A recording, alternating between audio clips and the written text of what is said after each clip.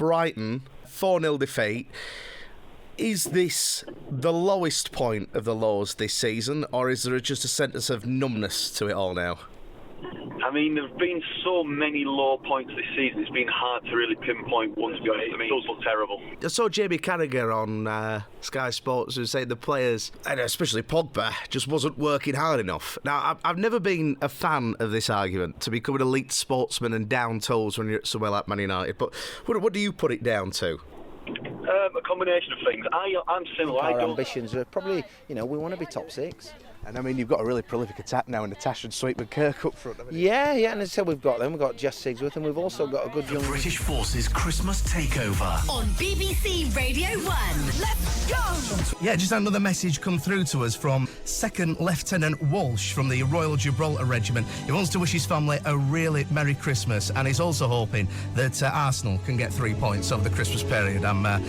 I'm not going to lie to you, mate. I mean, I've heard of Christmas miracles, but I think that might be one step too far. You had a fantastic career playing football, but is there anything that quite matched going out in front of Ellen Road for the first time? As a kid, I was a Leeds supporter. It was a derby game at home, and just before the kick-off started, I actually turned round and looked to the place where I used to sit with my dad in the West Stand. The fact that that's where I was as a 7-8-year-old boy. And all of a sudden there I am, managing the teams. This is the Danny Parkinson from Eccleshill Radio 1 takeover. Do I hear you correctly? That's pretty much right, yeah. I'll still be getting a few references into Bradford City, that's for sure.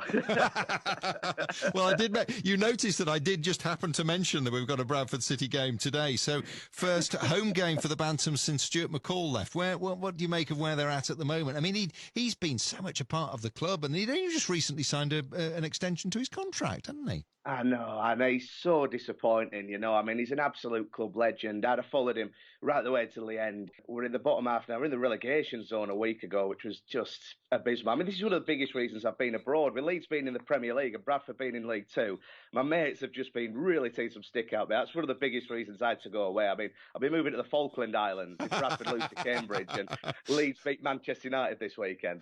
Oh, brilliant. This is Danny. And you don't want to end up like that. Coming off the back of that, the Masters, you must be feeling that confidence is at its highest going at this.